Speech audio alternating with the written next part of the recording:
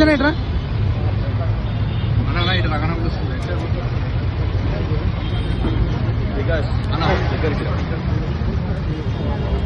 మంత్రి సీతక్క గారు అంగన్వాడీ టీచర్లకు ఫోన్లు పంపిణీలో కుంభకోణం ఉందని గత వారం నుంచి ప్రశ్నిస్తున్నాం. దీని మీద సిబిఐ విచారణను కోరుతున్నాం.